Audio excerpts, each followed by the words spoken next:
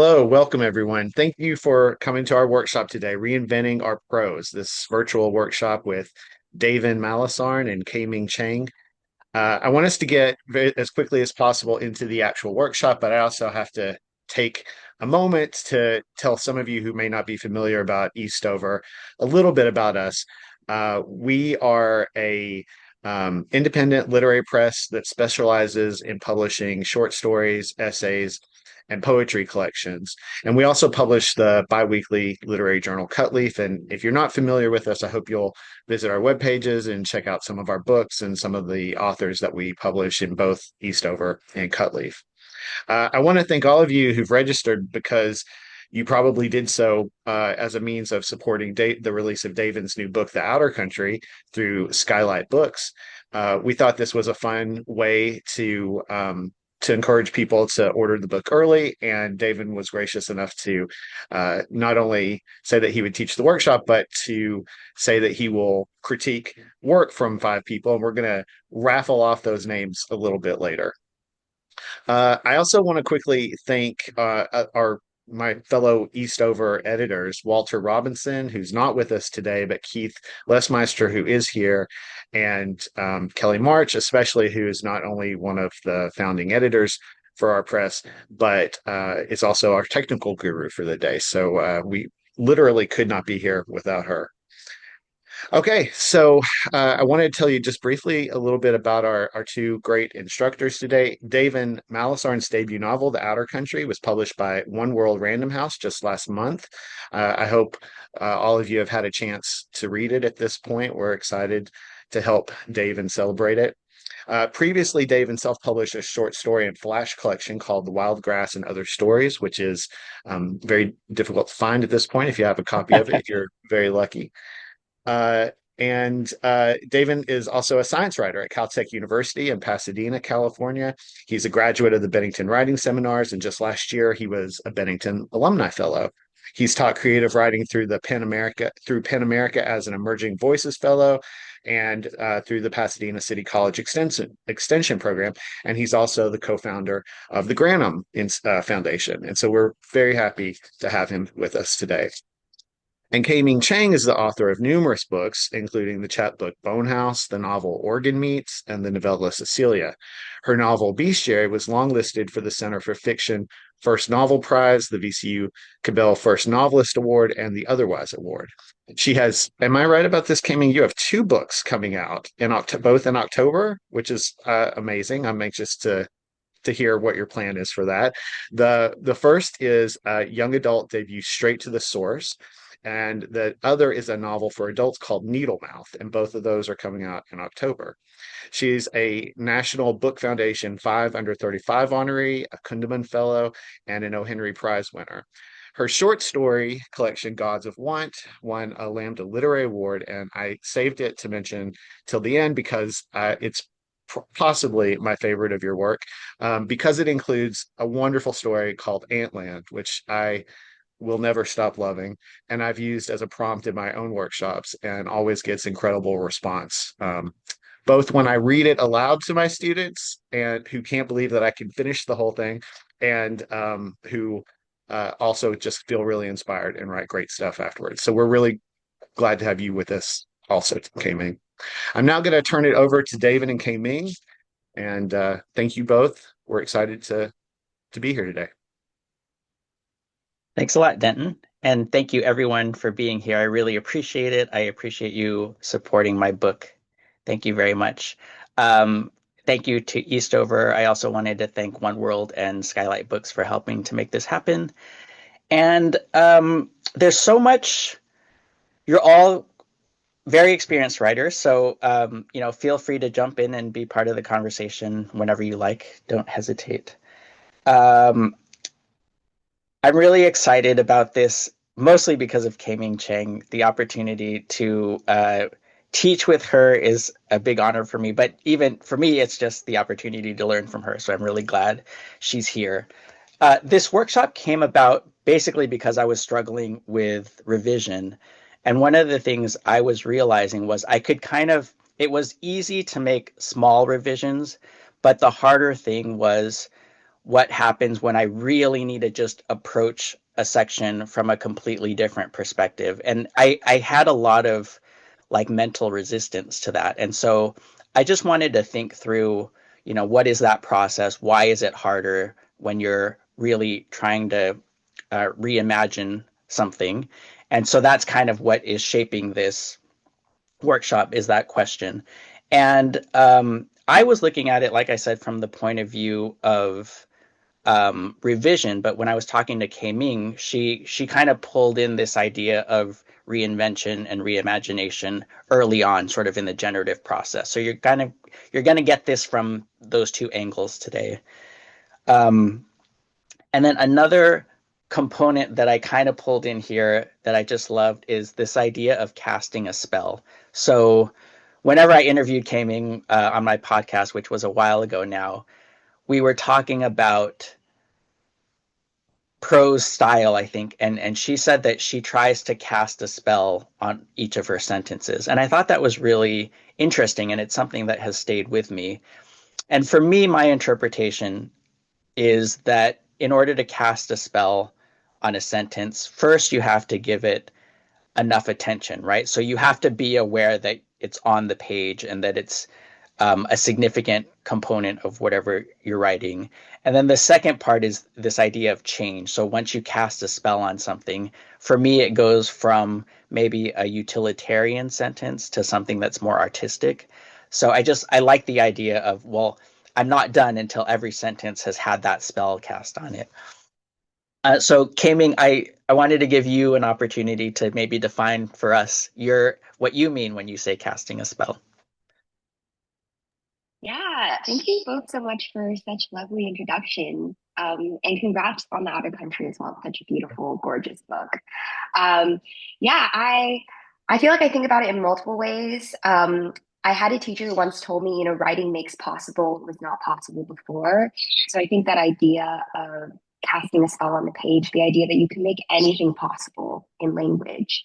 You're not limited. You can be as lawless as you want. You can be as lawless, as wild, as playful, as illogical, as irrational as you wish to be. Language makes everything possible. So why not test the outer limits and the very boundaries of that?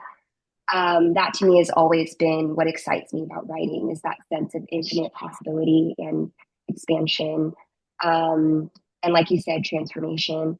And then I think on another kind of maybe more crafty level is I think a lot about, like metaphor and figurative language. And this is actually a writing prompt I often give people, which is to make one of their metaphors literal.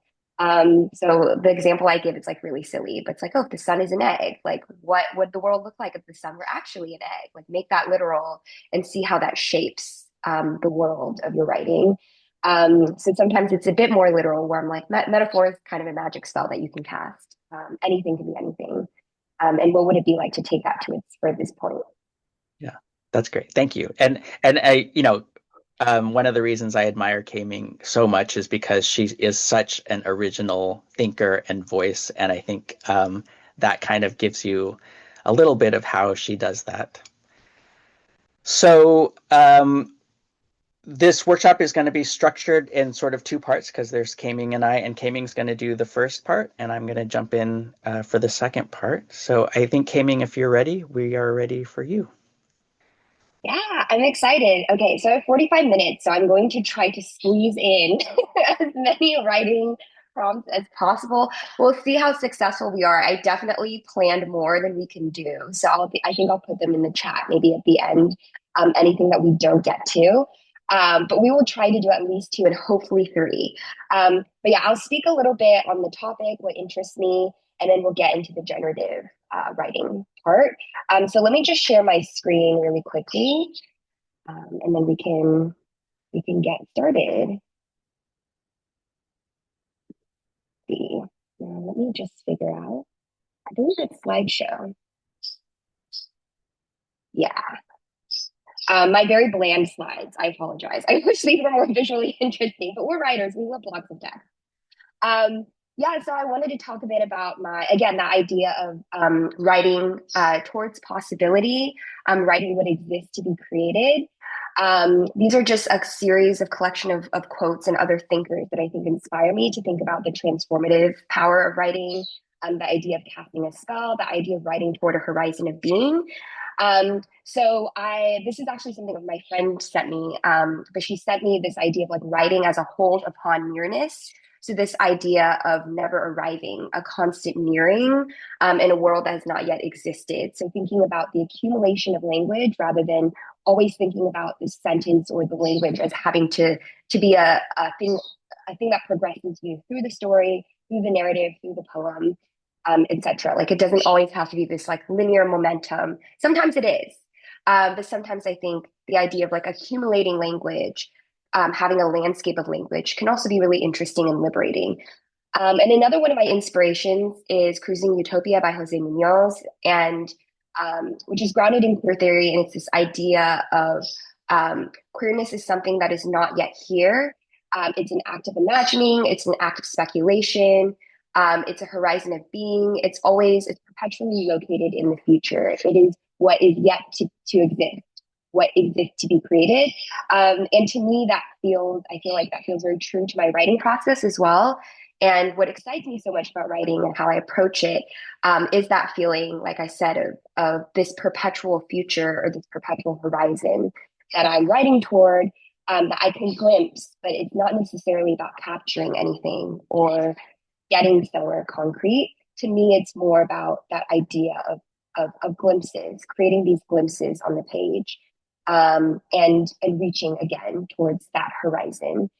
So I connected that to the idea of, rather than like epiphany or arrival, a pressure to have those moments, climax, denouement, etc. That there can be a perpetual nearness or perpetual non-arrival, and I think the unfulfilled can be very powerful rather than being seen as failure.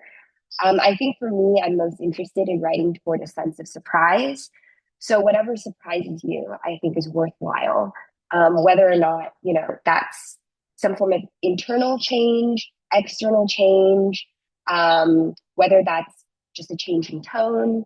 Um, Sometimes it's circularity as well, like returning to where you began can also provide a sense of surprise. And we'll see that in the writing examples that I'll share as well, like um, different forms of arriving or not arriving to a place. So this is just a bit of um, my writing philosophy that hopefully um, will guide us through some of the prompts today. I love digressions as well, but we'll see whether whether those the sense of digression will be evident in the writing that we look at today.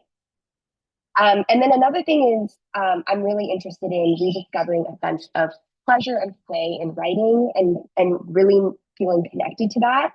Um, and so at my goal and hope for today is, as we do our writing, that you're able to reconnect with whatever that source or wellspring of writing pleasure is, whether that's the pleasure of the language itself as being like this material, um, whether it's a love of reading, maybe it's a love of storytelling, whether it's language first, whether it's imagination, etc.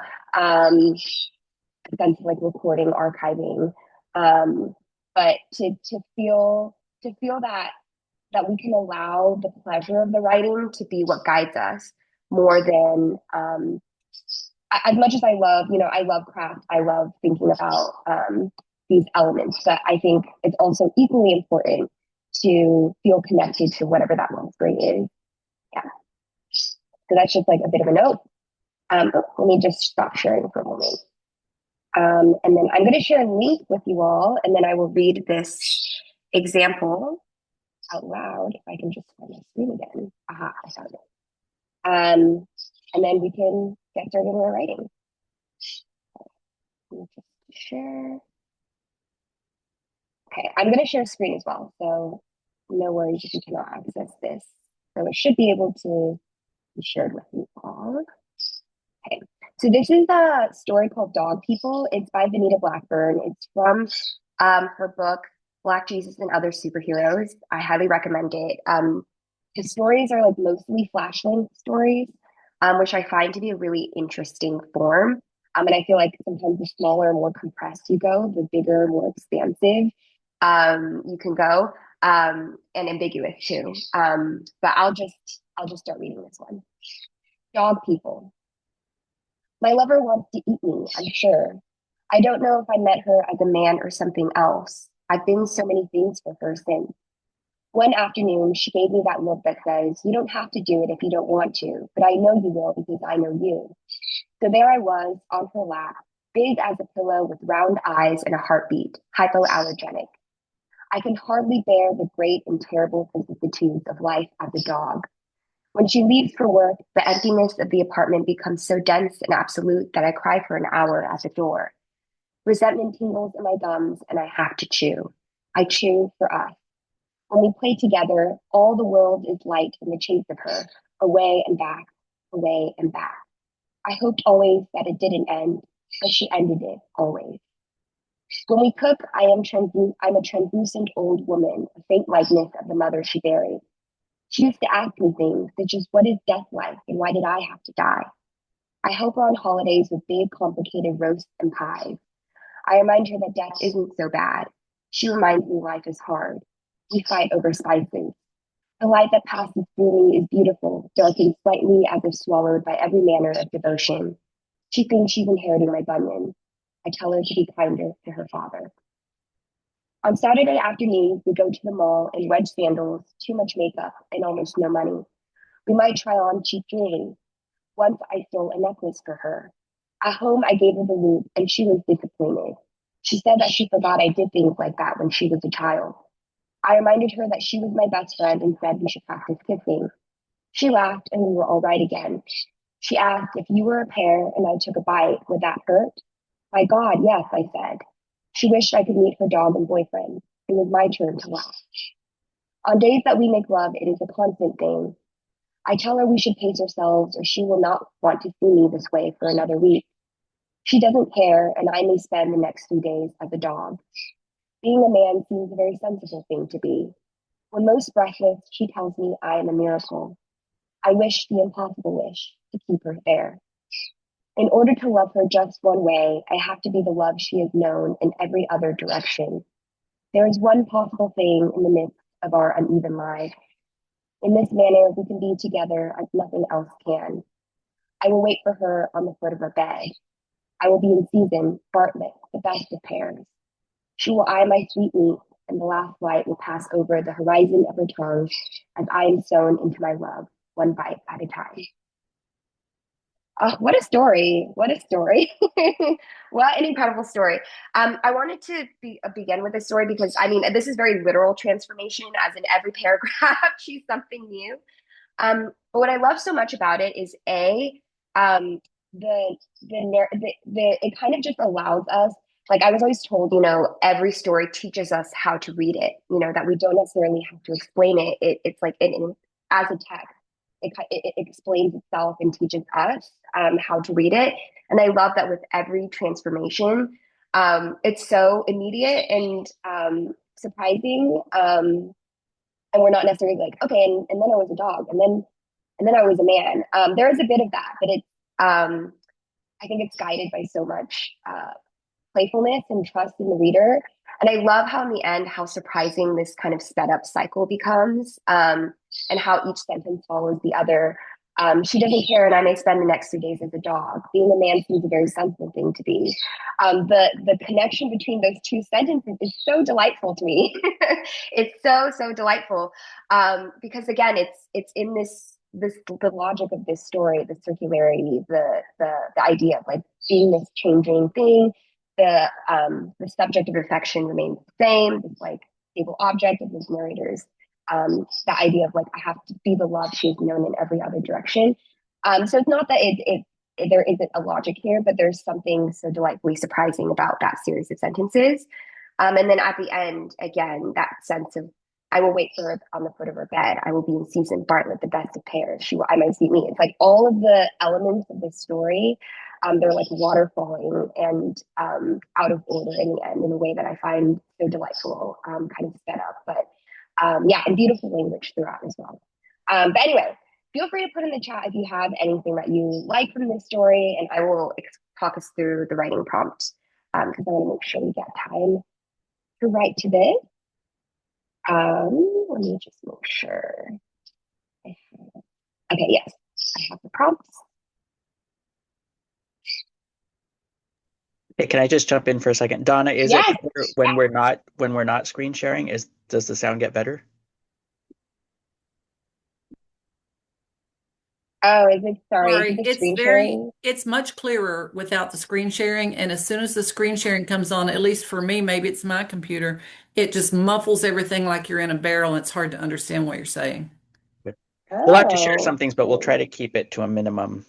Sorry, Um, it could just be me. I just wanted to see if it was something that I don't know. all right, Thank thank you. you. Yep. okay, yeah, I can keep it to a minimum. I'll just put the links in the sidebar so people can follow along with the reading. Yeah, so here are the prompts. Sorry, I'm gonna put them in the chat now. Oh, okay, okay, good to know. Yeah, I also love all the kind of smeared boundaries in this. We have these transformations that are separated by paragraphs, and then by the end, these paragraphs become, yeah, all the borders are have disassembled around these various transformations and ways of being. So I just wanted to talk about that because I'm also a little bit obsessed with the form of it as well. I'm going to give three options for the prompts, and you can choose whichever you'd like, whatever resonates with you. Um, I included poetry prompt, but we don't need that. Um, so the first one, oops, let me just send it. Okay, so the first one is to write a story, or it could just be like a block text, in which the narrator shapeshifts and changes form in every paragraph or every line. If you'd like to really get wild with it, it can be every line. But don't explicitly state or try to avoid, explicit like, and then I was this, and then I was this, and then I was that. Um, and then the second option is to start writing with the sentence, I met my love as a blank. I think there's a lot of possibility there. And then the third option is, who do you haunt and what do you appear as? I think hopefully these can take us into a bit of a smeared boundary kind of place. Yeah, so I will set a timer. We will start writing, and then we will check back in.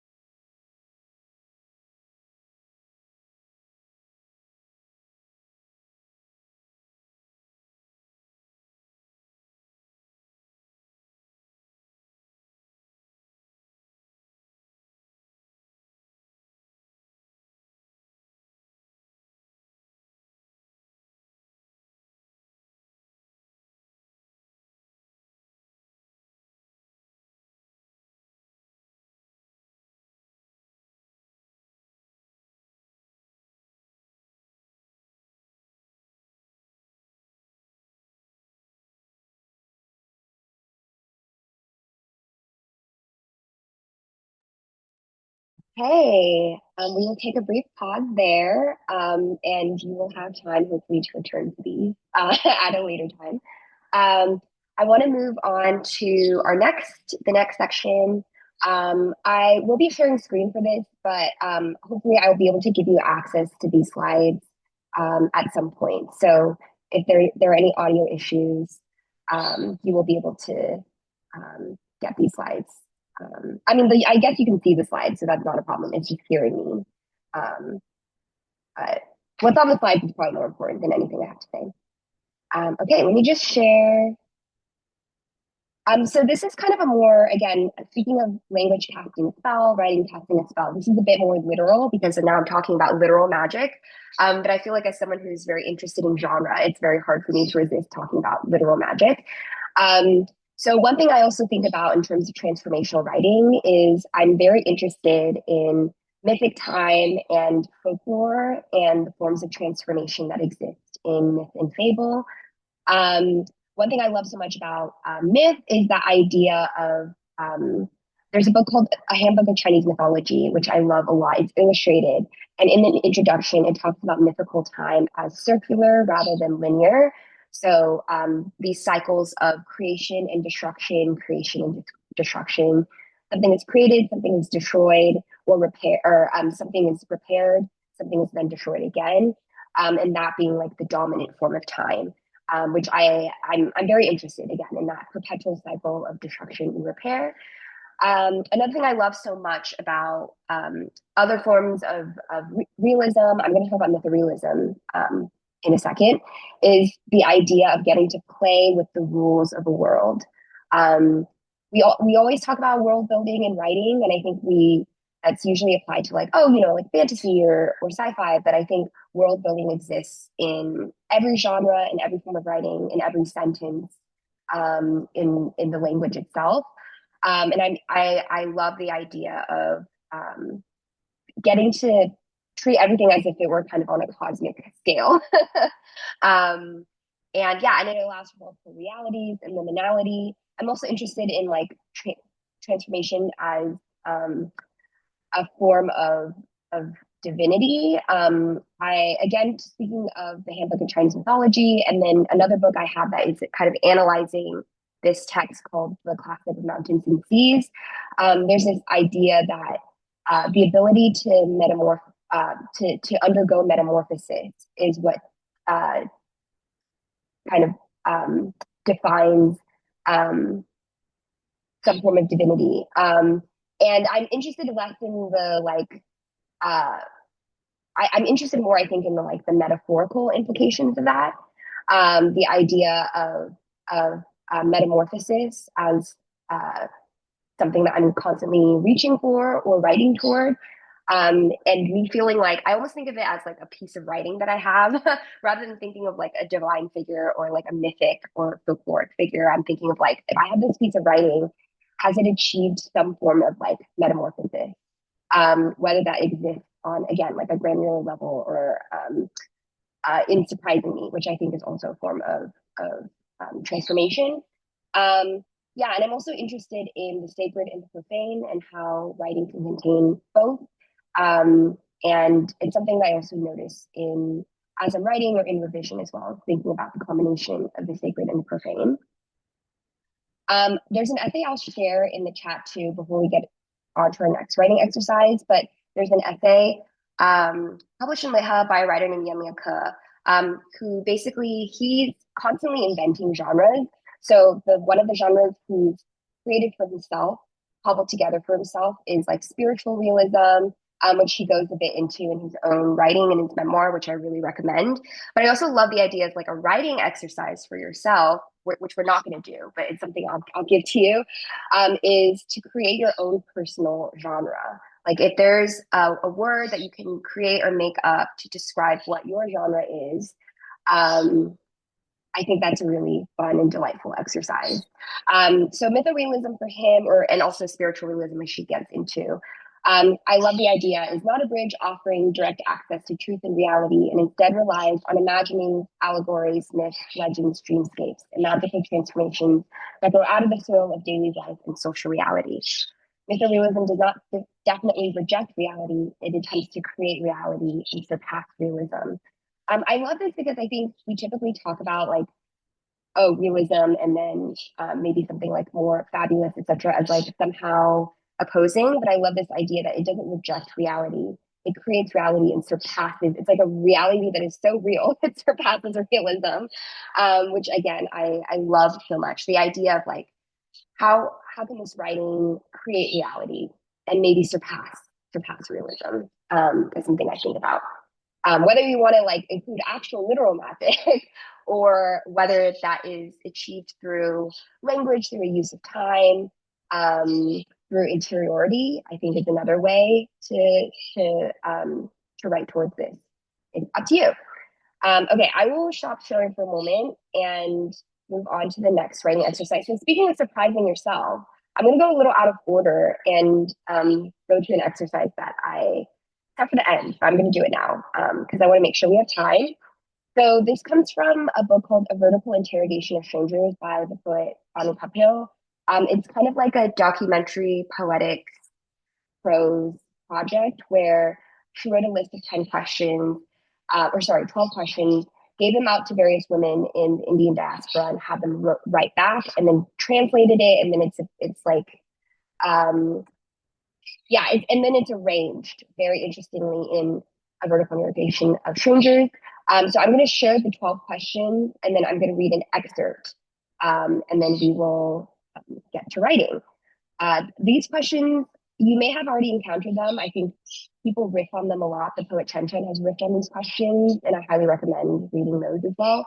But they're ones that I always return to. So I'll put them in the chat first, and then we'll do a bit of an excerpt. But the 12 questions are, who are you and whom do you love? Where did you come from? How did you arrive? How will you begin? How will you live now? What is the shape of your body? Who is responsible for the suffering of your mother? What do you remember about the earth? What is the consequence of silence? Tell me what you know about dismemberment. Describe a morning you woke without fear. How will you / how have you prepared for your death? And what would you say if you could? You could basically write to these questions for the rest of your life. I think they're like endlessly generative. But I will read an excerpt. Apologies, this excerpt is the Tumblr link, but you know what? Sometimes that's the way it is. Also share screen. Speaking of like language casting a spell, I feel like this is like the ultimate. It's like this is the peak of that for me. But yeah, I'll share screen and read some excerpts so you get a sense of what the book is like. Excerpts from The Vertical Interrogation of Strangers. 16. How will you / how have you prepared for your death? Sometimes a man says something to a woman, and after she knows she is incapable of giving birth to something that would live. For days, I wrote about a woman whose lungs were filled with water. I made instead the body of the man standing at the edge of the river. Matted lashes, flush irises. He had my eyes. The last time I saw him, I kissed his chest through his shirt. Silk, violet. And that was before I knew what my life would be like without him. It was before the phone rang and I did not reply, not even a year later on the corner when someone asked me if I wanted milk or sugar. Beneath ideas, the tightness in the chest at the beginning of a long sentence, the fuchsia spikes of closed eyelids, dismembered kisses, arbitrary thirst. Milk, something sweet. Baby. 38. What is the shape of your body? The feeling of my body. I feel like the man who is making a pathway through a forest of thorns. He wants to reach a place that does not exist until he touches it with his mouth. She has been sleeping for a long time. Brown crystals like sugar in the corners of her eyes. Her dreaming saliva has dried on her cheek where it drizzled from her mouth. There are sparrows singing in the tree outside her window. People are shouting and embracing as if they hadn't seen each other in years. Then they remember. When they open the door, he has sunk his nail into her hip. She is pressing her hand against her eye, smearing it, her hand against the wall. They tear the man out of her body. I am thinking of the man, how he reminds me of Christ, the bloody one, the lover who was torn from his beloved, the stranger who brings the gift of awakening, but who was executed at dawn. The exhausted traveler. 39. How will you live now? They travel for days. Sometimes it rains abruptly, silver flashing. The girl looks for eyes in the puddles after these sudden storms. She finds them, handfuls of monsoon fog, tiny, bright green with bronze brown flecks. She shows them to her grandfather. Can we take them home? No. When she is grown, she realizes that she has forgotten everything: how to live without explanation, how to travel light, how to let the earth go, how skin can see. Oh, I could spend forever just talking about. I think even just the punctuation, you could just talk about the punctuation alone, the use of semicolons, the use of periods. But yeah, I wanted to just, I love the kind of the idea of beneath ideas. I feel like this story is like moving beneath ideas. And I feel like the language is so it comes, it feels like this embodied living language and beneath ideas. It reminds me of that idea of like, I forget which poet said this, but like language first and ideas, where the language leads first. I feel like that this is the epitome of that. And I also love that it defamiliarizes language for us in so many ways that by the end, these phrases that we know the meaning of like traveling light, oh, I travel light, etc. But by the end, how to travel light, how to let the earth go, how skin can see. Like by the time I encounter that language, because I've been so defamiliarized from, I think, how this language is like typically associated in my life, that like how to travel light, I'm thinking of like traveling light. I'm thinking of like traveling as like a beam of light, which is not how I would ever think to encounter that phrase or that language. So I love it so much. And how skin can see as well is another line. But yeah, the punctuation, the that feeling of being beneath an idea. I feel like sometimes it's hard um, to let that lead us. But I love the way that these these answers subvert the questions. They're very surprising. They follow their own like momentum, their own. I don't know. It feels like this like subterranean, subterranean galaxy river of language that we're following. But anyway, bad description, but very enthusiastic about these questions and also the way that they can be played with and written around. I think again that idea of like perpetually circling something, nearing something rather than answering something or feeling like a pressure to reach like a straightforward destination. I feel like this form of writing in this book can really um, can really hold that. So inspired by these questions, we will now do our writing prompt. I think this might be our final one. So we will write enthusiastically to the end. But the prompt will just be to choose one of these questions. If you would like to challenge yourself, maybe the question that you're like most uncertain about, or that scares you the most. Yeah, let's do that. Let's go to the one that scares you the most, that you find most terrifying, right toward your fear or your doubt. And then I will set a timer and then check back in at the end.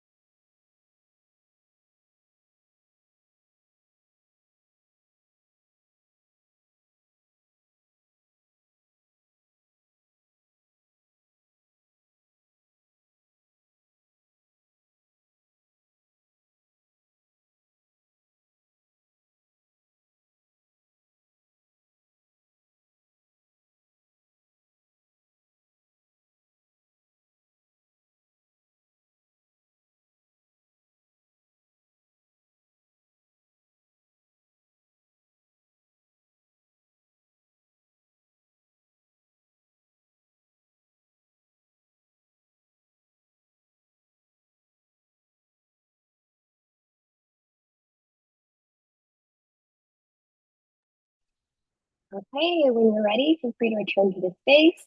Um, so concludes our second and final writing exercise. I also wanted to put in the chat before I close out this hour. Oops, a link to a story that we didn't get a chance to get to, but I highly recommend it. It is about mermaids. So I feel that this is the perfect season to be reading the story. And if you have a body of water available to you, I'd recommend going to that body of water and reading this story. It's so great, and it is the epitome of yeah, transformative writing. And then also, I wanted to say a couple of stray last things. I put the link to the essay as well in the chat. One whole section that I feel like we can ruminate is uh, the when the writer's like describing mythorealism as like a creative process. He writes, it rejects the superficial logical relations that exist in real life to explore a kind of invisible and non-existent truth, a truth that is obscured by truth itself. A relationship to reality that is not driven by direct causality, but instead involves a person's soul and spirit. And I just love that, the idea of a person's soul and spirit, and a writing that is driven by like a person's, the relationship between, I think he writes it as interior objects, between spirit and interior objects. I'm like, ooh, let's all ruminate on spirit and interior objects. And then the last thing I wanted to say, it was actually related to the vertical interrogation of strangers, is to one thing I love so much about this book in particular, and the excerpts that we read, is that it really embraces a certain kind of like illegibility, um, and a certain kind of like, it's so precise, but it's also not trying to be fully legible. And I think um, there's something kind of not graspable about it and slippery that I love so much. So the last thing I want to leave you all with before we transition to, I think, maybe a break, is to, yeah, embrace the parts of your writing that aren't graspable, that aren't consumable, that are slippery, that are kind of the crooked path. Yeah, let that be the spirit, the spirit that speaks. Yeah, so that's the end. And thank you all for participating in the writing exercises as well. I wish we had some time to share, but I hope that it was productive and interesting, and that hopefully these questions can be generative to you beyond this workshop hour as well. Yeah, thank you Thanks, so much. K-Ming.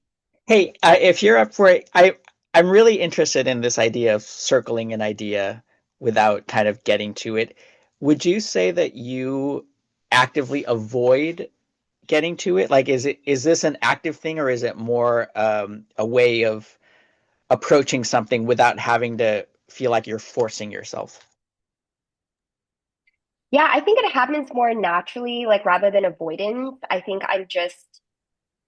it's more helpful to almost like stay in tune with the writer, like a sense of instinct where, oh, where I've ended up has surprised me. And uh, to let that be enough rather than thinking, okay, but like what is this? What is the arc? What is the transformation? Like, I think those things can be really helpful in the revision process, especially.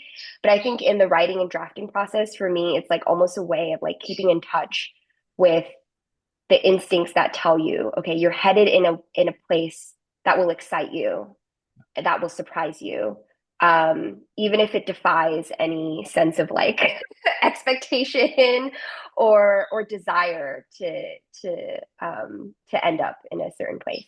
Yeah. That's really helpful. Thank you. Thank you. And yes, Amy, we will be recording this, so I think everyone will get a link afterwards. All right, everyone, shall we take we'll do a 5-minute break, and if people aren't back yet, then maybe we can do the drawing to give people a little bit more time to get back. Does that work? All right, so 5 minutes, please.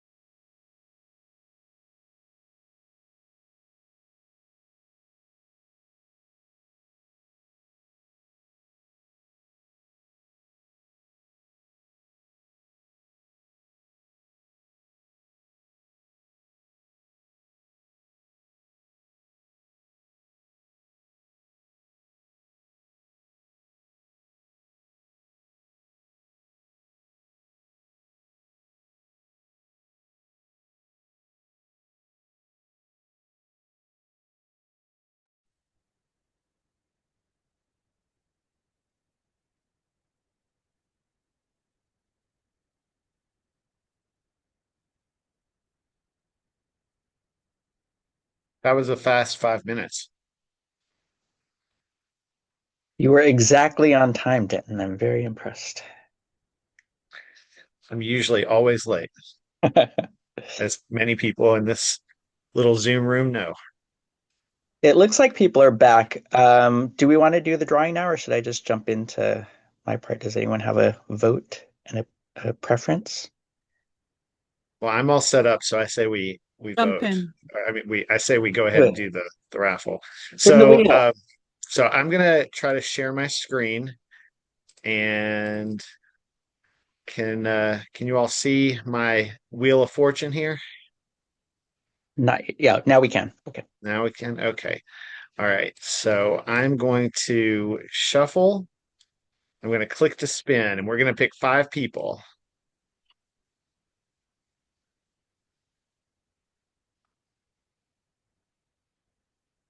Adelie Kessler. Atali I is not here today, but I'm Atali. in touch with her. Yeah. Okay, Atali. All right. I'm trusting someone is writing these names down, Davin or Yeah. Kelly. I'm Okay, writing. so I will now remove Atali's name.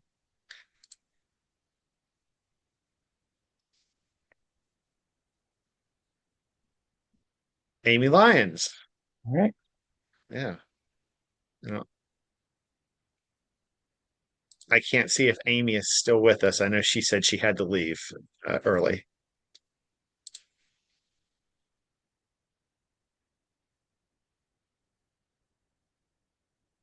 Oh, Benny Peterson. Looks like it was still moving for a little bit there. Yep. All right.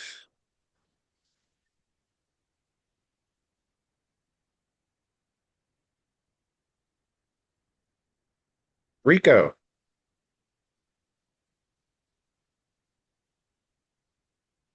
And one more, right? Yep.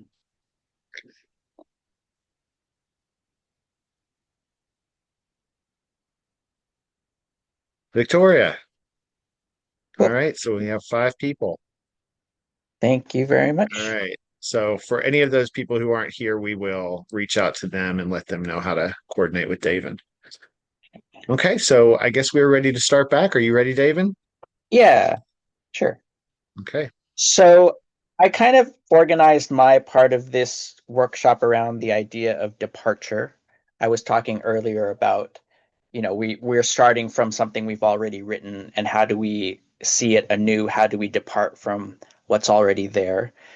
So I think on one level, that's a really basic idea, right? It should be straightforward enough to depart from where you are, but psychologically, at least for me, that's often a challenge.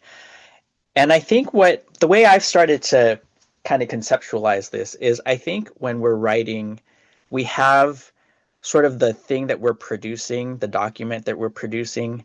And at the same time, I think we're kind of we're writing our own sort of instruction manual for the thing that we're producing. And that's kind of happening in our head, even if we don't write it down. So there are these two sort of documents that I think are forming at the same time when we work on anything. And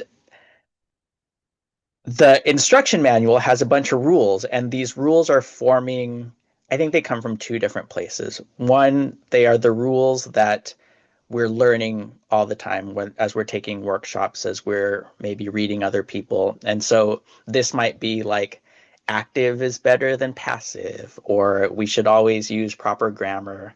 Every story should have a title, right? A lot of just these things that we pick up of like, this is what a normal story should look like. This is what good writing is supposed to look like, or this is what I'm supposed to be as a writer. And then we have the rules that kind of come up that are independent to each project. So I know, like when I was working on my book, I decided, okay, well, this is going to be written in third person, in close third. So I'm going to stay in that point of view. I'm going to use proper punctuation. Every chapter is going to be written from one character's perspective. I'm going to write in English, right? So all these rules that they're just like accumulating. And I think the farther we get into a project, the more rules we have, right? So What I think happens is when it comes time to revise, for me, it's fairly easy to look at the document and kind of say, I need to delete these 300 words. I need to rewrite this. But it's much harder to kind of revise that instruction manual that has formed in my head. And so that's kind of what I'm thinking about. So just to start, to kind of warm up, I thought a good exercise would be to take a couple minutes and just write down all the rules that you've created for your particular project that you're working on.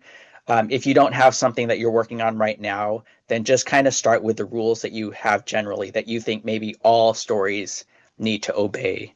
And number them. What we're just gonna just keep writing at big or small, whatever the rule is, and I'm just curious, like how many different rules we come up with by the end of 2 minutes. All right. So let's try that.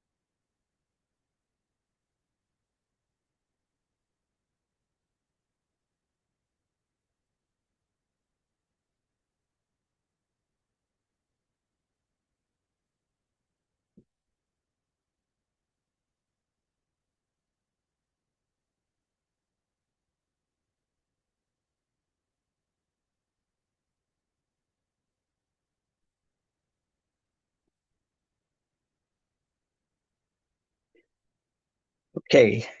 So how many rules are we? How many rules did we get here? What are some numbers?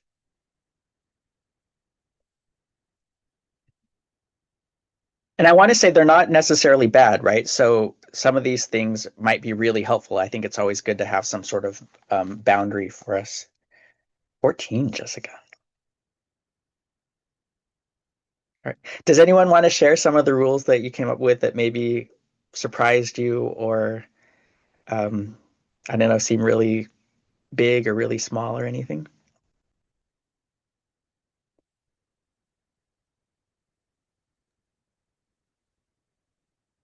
I'll, I mean, one of the ones that you mentioned was about point of view. So I was thinking about this novel project that I've worked on for a long time, and it's always seemed to me very important to keep it close third. But I also feel like because it's so close that I don't want to have too many characters whose head I go into that closely. So like there's only two or three characters that I will allow myself to, sort of tell the story through their eyes. So limiting the perspective. Yeah. The outer country takes place over something like 25 years. And so for everything I've written since then, one of my rules has been don't take that much time. Every story needs to take place over 3 days. And I'm curious if that's helpful, but in a way, it kind of just is stymieing me as well. Can I ask a question? Yeah. Why 3 days? Because that's one of the rules I wrote down. Who told us That's it has interesting. to be 3 days? Yeah. I think you need, maybe that's like beginning, middle, end stuff. I'm not sure, but I don't know how I arrived at 3 days. I just felt like it needed to be short, but not so short that I'm writing 200 pages about 5 minutes of time. I don't know where I came up with 3 days either. This is doubly interesting that we both came up with this. Like no one told us specifically it needs to be Right. 3. And here we are with this assumed, not directly Yeah. offered rule. Yeah. That may be really helpful for us or may not be, right? It's a mystery. Did we all have a chance to look at Labyrinth? Did any of us do that? Okay, so I'd love to talk about this story next with the idea of keeping this idea of departure in mind. So I'll read the first couple of paragraphs and then I'll jump in a little bit. But first, I wanted to share. So just for reference, in case you haven't looked it up, this is the photograph that's referenced in the story. And so I'll just read a couple paragraphs at the beginning and then a little bit from the middle. They're seated, they're looking at the camera, they are captioned from left to right. J. Henri, J. Gould, P.H. Soler, J. Kristeva, M.T.H. Reve, P. Gayota, C. Devad, and M. Devad. There's no photo credit. They're sitting around a table. It's an ordinary table made of wood, perhaps, or plastic. It could even be a marble table on metal legs, but nothing could be less germane to my purpose than to give an exhaustive description of it. The table is a table that is large enough to seat the above-mentioned individuals, and it's in a cafe, or it appears to be. Let's suppose for a moment that it's in a cafe. The 8 people who appear in the photo, who are posing for the photo, are fanned out around one side of the table in a crescent or a kind of opened out horseshoe so that each of them can be seen clearly and completely. In other words, no one is facing away from the camera.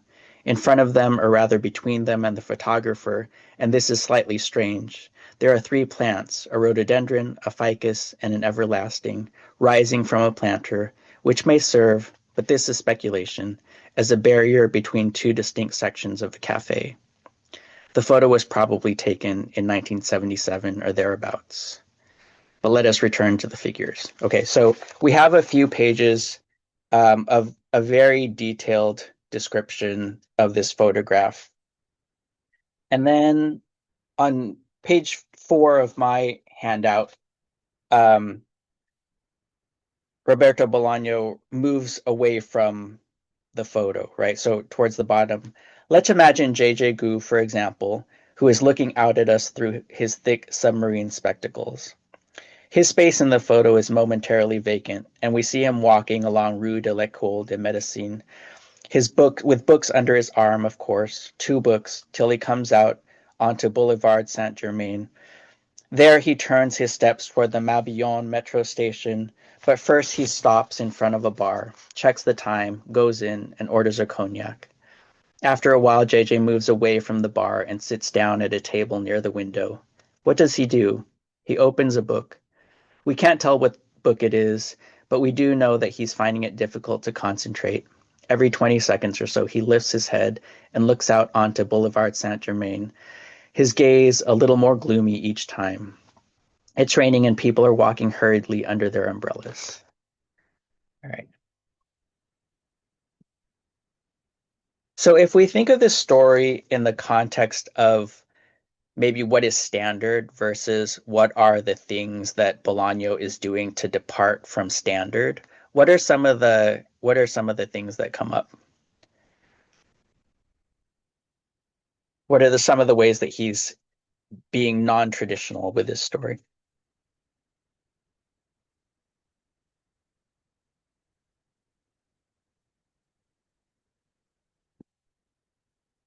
The first is just the most obvious, right? We're starting from a photograph, and he starts with a very careful description of the photograph, and it seems like a really thorough, almost intellectual analysis, right?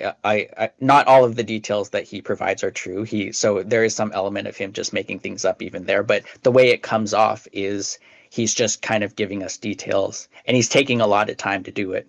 But then in that second part I read, he's moving away from that, right? So he's going from what seems to be fact into what seems to be fiction, just from that movement of what's in the photograph, what's in the frame of the photograph, to what happens, what the characters do with the rest of their lives.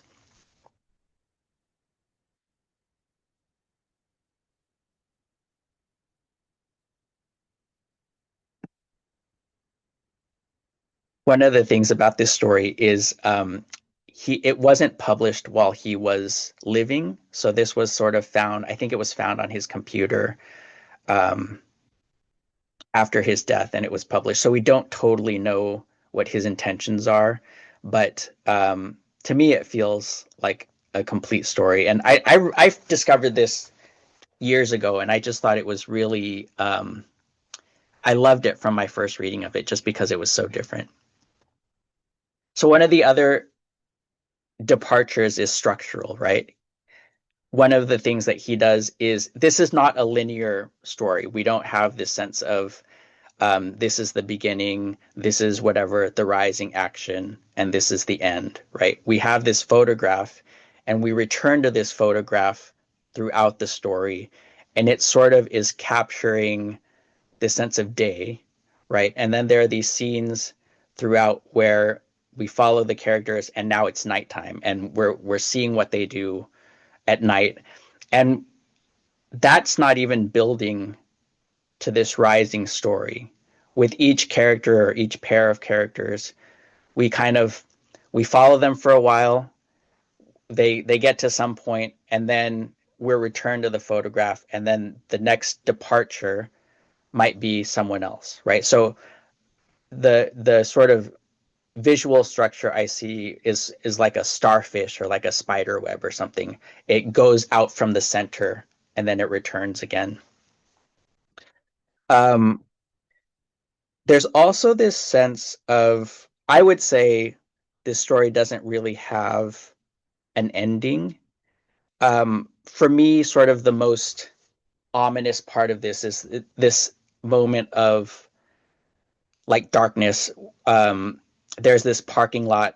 One of the characters is going to his motorcycle down in the parking lot, and the lights go off, and there's this sense that something really bad is going to happen, but we never find out what that is, right? I think there's even a line that says only one of these characters is going to see the next day.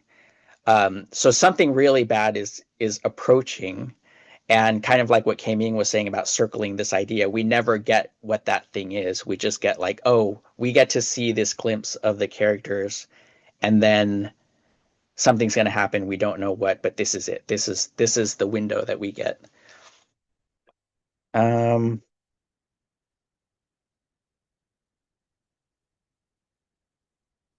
and then as the story progresses, we also go beyond even the characters that are in the photo.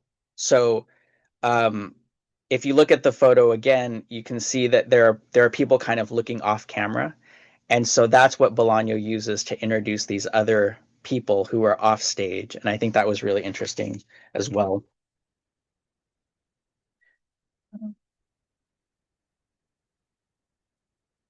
Yeah, so this idea that you have movement every every day the characters are living their lives, but every night the characters are living their lives, but every day they're kind of returned to the same moment in time. And I think that was an interesting device. And for me, it's really hard to imagine that, right? It's like hard to conceptualize that, but I think for the story, it works. And so I like that idea of even being free of the laws of physics and the laws of time, right? That we can have this photo that's existing always. We come back to it while all these other things are happening on the side. So there's an interview on the New Yorker Fiction podcast of Sterling Holy White Mountain, where he talks about this story. And one of the things that he mentions is, in this story, if we think from Bolaño's point of view, the characters in the photo are sort of external to him, right?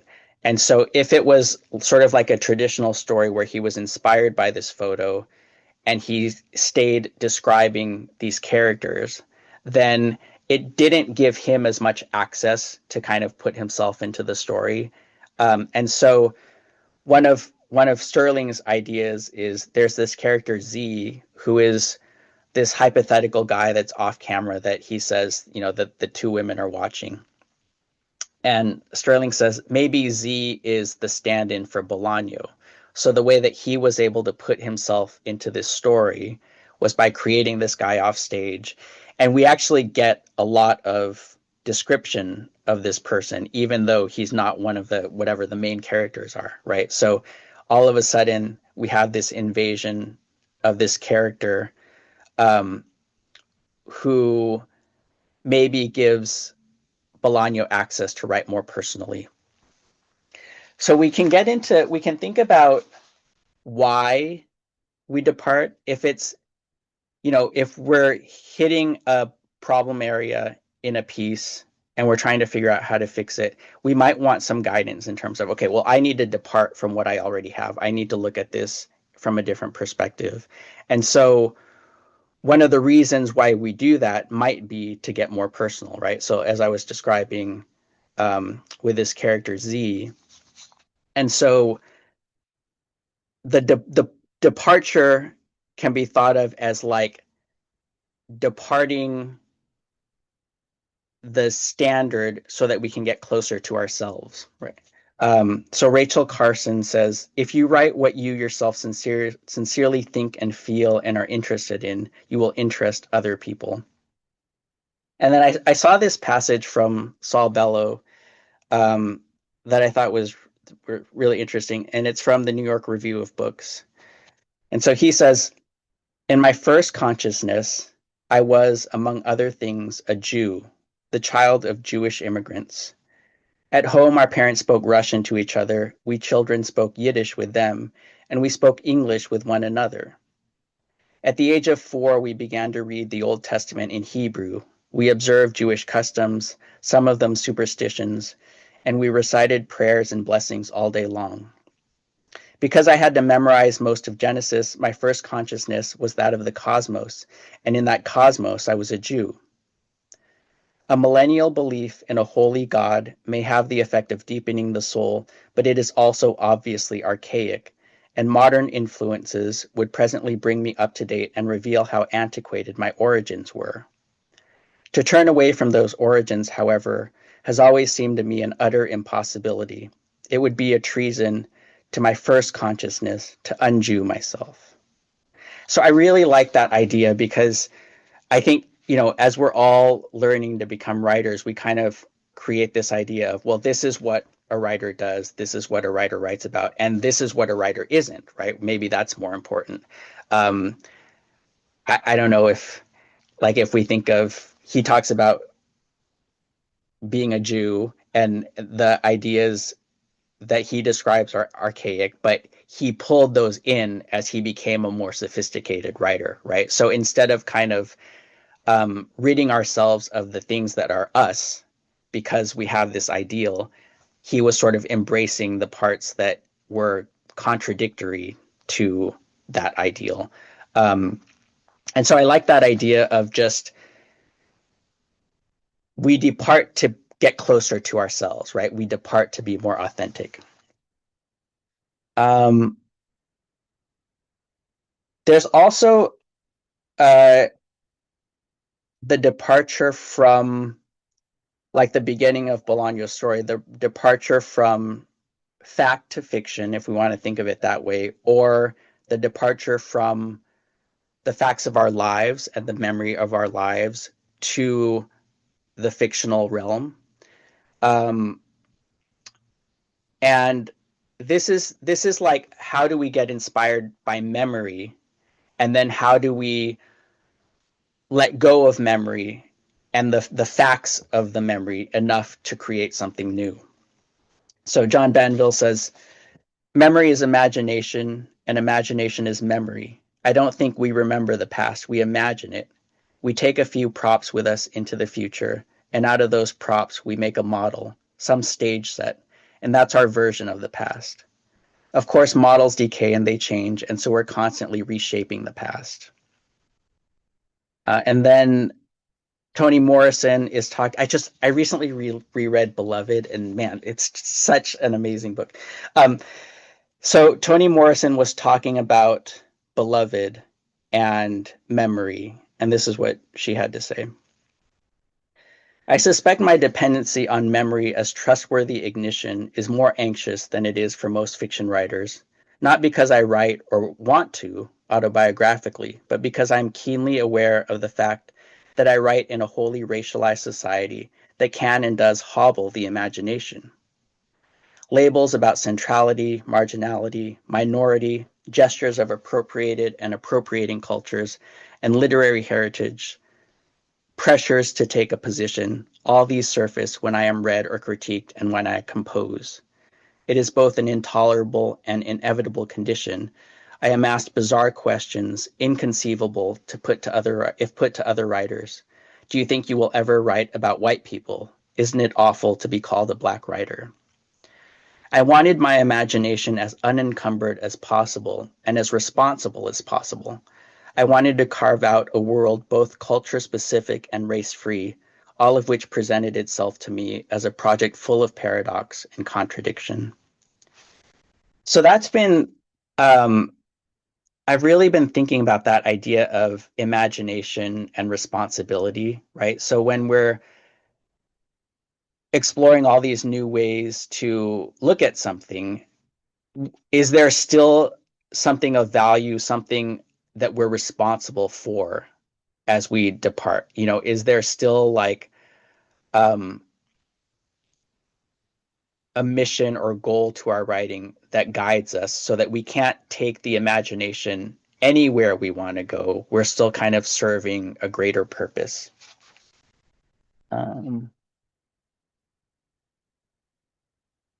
So Morrison talked a little bit more about that.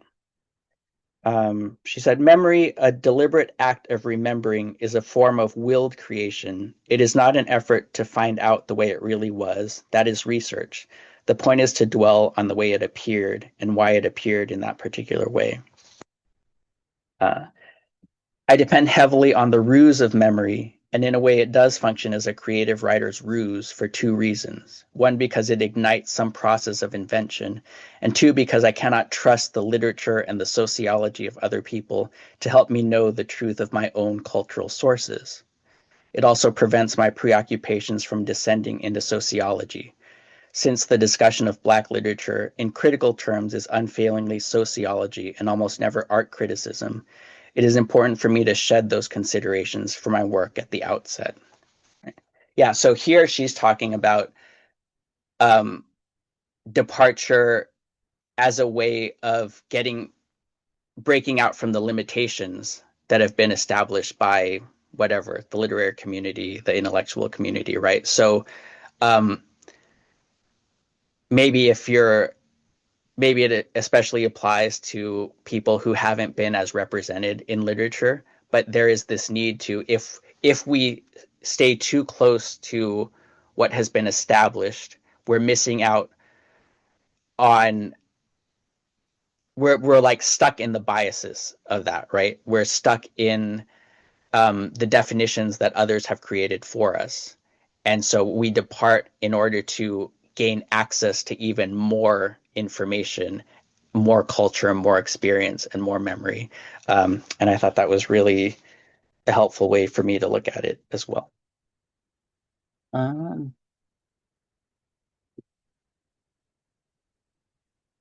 As a last, this kind of goes into something that K-Ming was talking about as well, but this comes from Haruki Murakami's book Novelist as a Vocation. And he has a section in here about um, being original, what his thoughts on what it means to be original. And I just thought this was a nice way of thinking about it. Speaking again from experience, I have found that these distinctions are actually quite easy to make. One rule of thumb is to ask yourself, am I having a good time doing this? If you're not enjoying yourself when you're engaged in what seems important to you, if you can't find spontaneous pleasure in the joy and joy in it, if your heart doesn't leap with excitement, then there's likely something wrong. And okay, so he continues, this is purely my opinion, but if you want to express yourself as freely as you can, it's probably best not to start out by asking, what am I seeking? Rather, it's better to ask, who would I be if I weren't seeking anything? And then trying to visualize that aspect of yourself. Asking, what am I seeking, invariably leads you to ponder heavy issues.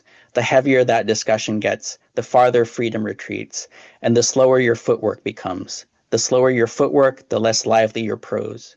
When that happens, your writing won't charm anyone, possibly even you. The you who is not seeking anything, by contrast, is as light and free as a butterfly. All you have to do is uncup your hands and let it soar. Your words will flow effortlessly. People normally don't concern themselves with self-expression. They just live their lives. Yet despite that, you want to say something. Perhaps it is in the natural context of despite that, where we unexpectedly catch sight of something essential about ourselves. So as a last exercise, I thought what we could do is either use a project that you're currently working on. I know some of you have stories or passages that you're doing now, or something that you just wrote with K-Ming during the generative exercises, but apply one of your rules that you came up with to the thing that you've already written, and like really dramatically break one of those rules. Okay, just like if it's point of view or time, kind of go in the opposite direction of the rule that you've already established for yourself. So like Jessica said, one of her rules is that every story must take 3 days. Maybe write a paragraph that covers 300 years or something. Just like have fun with it. See if this wild departure opens up any new avenues. So let's do like 5 minutes with that and see how it goes.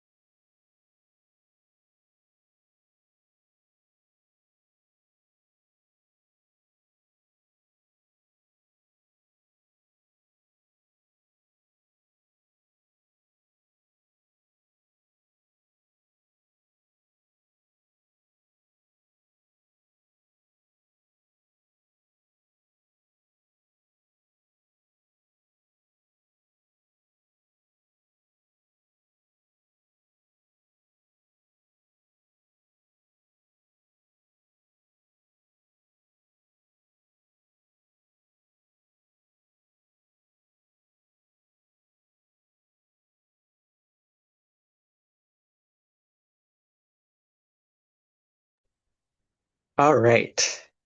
So we're headed towards the end of this workshop. We've done a few writing exercises, so I just wanted to open it up and see if anyone wants to read anything that they've written today.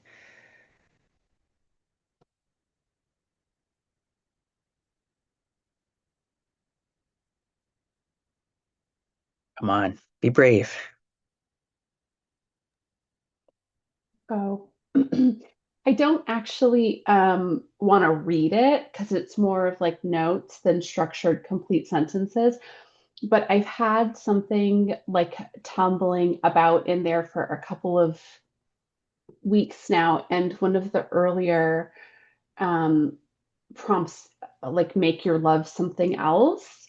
Mhm. It's not a love story, it's a something else story. And the something else story, I was like, oh, I'm gonna make it this. And then I finally I was able to like give it a container, and that now I feel like, okay, now I can start it. So it was super generative for me. That's great. Yeah. I can share. Thank you, Sarah.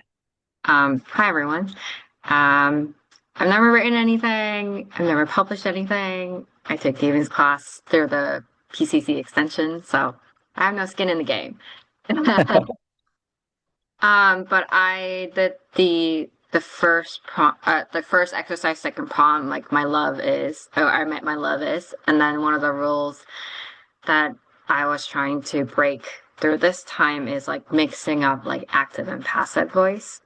Mm. So, I met my love as a neighbor, not like the one you'd ask to let in if you lost your door key, nor the one you'd ask to look out for a package while you're away on vacation. And definitely not the one you invite for a wine night. Tiny brown skeletal crawler I was when I met my love. Following in her footsteps and watching her sleep were part of my daily routine. I met her in July. The hot, sweltering summer had just begun, and the few things that she brought in when she moved were nothing like I was used to. As the weeks passed by, she fed me things I had never experienced. The sticky aroma, the tangy sauce, the crunchy shell. I was only used to the creamy and the bland. The world was much bigger than what I knew, as she had come to show me. Then one day, she brought in a dog. She started limiting herself. Then I kind of stopped there, but it was like I wrote it from a perspective of like a cockroach that was living in the place. And I imagine someone who like moved into somewhere rural and they maybe have like a different immigrant background. So they're bringing in all this like spices and hotness. So that was my perspective. That's great. I really like that. And I think you kind of set up this like dominance relationship, and I think the passive language kind of lets you emphasize that, right? There's something about like when we write passive, we're not in control anymore. And so like the other gets to control the Yeah. story. Yeah, that's Yeah. great. And K-Ming, jump in too if you have anything you Yeah, want to no, say. I love that. I also love cockroach stories. Yay! Yeah, that's so exciting. I love that so much. And I like the sensory details of the flavors as well, like my creamy and bland world. Yeah. Yeah, Yeah. it's so I love it. And speaking of like being led by a sense of surprise, I feel like I was surprised throughout the story with each unfurling sentence, which was really, really lovely to get to experience. Um, Yeah. yeah, I Thank hope you you. continue with it. Yeah. I mean, I was kind of thinking like with the dog, I was like, good. The way that I was going to carry the story is, with the dog, there's a lot of things dogs can't eat. So the owner was like no longer dropping these food that are more flavorful. But then I was thinking like you could also take the story of a dog and like a cockroach as like a roommate and like a partner that is more controlling and then like take it into like a, more relationship issue. So I don't know, but this was fun. I Yeah. haven't written in forever, so this was great. Yeah, Sarah, keep writing. Don't stop. I feel so much empathy for this cockroach already. Yeah. I've never felt such intense empathy for a cockroach before. I'm like, Yeah, Oh if I saw no. one right now though, I'd be so upset. So just my Yeah, imaginary yeah, cockroach friend. yeah. Thank you, Sarah. Anyone else who wants to go? Yeah. I I sort of have a rant. I don't know that it's a story, it's sort of a rant or a Love rent. I want to write this story for you in one long sentence with no varying of length, just one sentence that does a lot of telling instead of showing and starts well before the beginning and gives you all the backstory first in one big clump. And then, without a single period, takes you to the crux of the matter, the event that turned everything upside down. And I'm not going to write a single scene, but you will know, all of you will know exactly what happened. That's fantastic. That incorporates so many things we talked about today. I can imagine a story where it's all sort of preamble and we never quite get there, but we're really feeling it. Yeah, that's great. I love that so much. I also love clump, like a language, like a clump of language. I don't know. Such a delightful word. Clump. Clump. Oh my God. I will be thinking about that. Clump. Also, I also love the telling, not showing, and like there will be no scenes because I'm surprised I didn't. Speaking of rants, I'm surprised I didn't rant about this during my section, which is I'm a big believer in telling over showing, and the fact that I think it's so fascinating because the way we tell stories to each other is through exposition and through telling. But for some reason, like scenes have come to like dominate culturally. I think it's actually because of like TV and movies, the idea of like we have to always tell the story through scene, through like the invisible eye of a camera. Like, I don't know, surveillance state. I don't know. Yeah. And that somehow scenes are like natural when they're so constructed, and that telling is like unnatural and like info dumpy. But I'm like, that's how we live our life. That's how we tell stories. Yeah. Yeah. How we pass on stories is through telling and exposition. So anyway, I just want to say I love the rant. I love the rant. I feel it deep in my soul. I feel it spiritually. I feel it intellectually. And yeah, and also delightful language throughout too. Um, Claire Watkins, one of the things she said early on when I was in her workshop was it's all about the interiority, right? Like that's the thing that writing can do that none of the other media can do. So why are people avoiding that? That's like the main ingredient.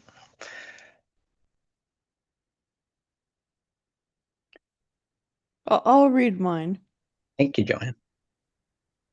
I met my love as a Jersey cow, mewling and mooing, anxious, udders fat, hot, engorged. What relief could I offer my love? What tenderness with my clumsy city girl hands? I had nursed 3 children.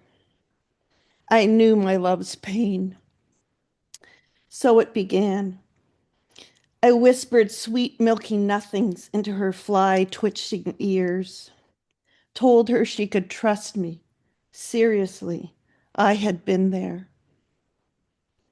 Her tail snapped, flicked a fly off her hindquarters. She staggered a few feet away and then back to me. It was then that I knelt in the field beside her, rested my heavy head on her flank. She let me. She held my heavy head. As I reached for her first teat, I called out for my freshly dead mother, her wisdom, her hands that had milked a small herd of cows twice daily, when those hands were still soft and white and belonged to a small country girl. Thank you. Oh, that's beautiful.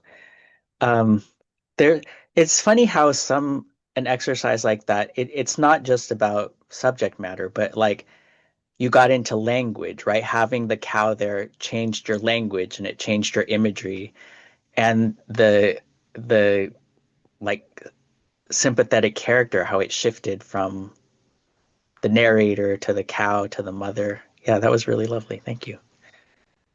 Yeah, I love sweet milky nothing. Yeah. That was so great. And, like speaking of subject matter, like kind of seeping into language and vice versa. I also really love the like subversion of Like in the original story, I Met My Love as a Blank was like what the narrator was. And then in this one, I Met My Love as a Jersey Cow. It's like the love is the Jersey Yeah. Cow. I loved that. I love that. It was so delightful. And I love that like language has the ability to be that fluid. Like when you say a sentence like I met my love as a blank, like that as a could refer to the narrator or it can refer to Yeah, the right. love. Right. I'm Yeah. like, oh Yeah. my God, language is so amazing. Language is so incredible. There's so many possibilities, so many options and choices and ways to play with it. Yeah, and I also love the return from like, you know, this the narrator being a city girl and then the image of the mother, country girl at the end. And yeah, the milkiness of the language as well, like the hands being white. I was thinking, oh my God, it's like we are all milk. We're all milk. Our bones are milk. That's so yeah. It was really delightful to experience. Thank you. Well, thank you, because that was yeah, like when you talked about transition and, becoming magic, and that is like a little scene from my novel, but I'd never written it in first person. I'd never written it as, the cow was her love, Yeah. and the freshly dead mother had come in a much more literal way, not through the hands, So it was from the exercises that I sort of could Yeah. play with it, in a different way. So thank you. It was nice. And the way the motherhood kept coming back, right? It was all about motherhood. And yeah. Yeah. Yeah. Anyone else? Okay, if not, then I think I will hand it over to Jessica. Denton, did you want to say something? Did you want to do a transition? No, I'm glad if Jessica's ready. I was just gonna say that first of all, thank you all for being part of this and sharing your work. We do have another workshop coming up August 8th, and Jessica Danger is gonna be leading that workshop. So yeah, Jessica, you ready to tell us a little bit about it? I am, yes.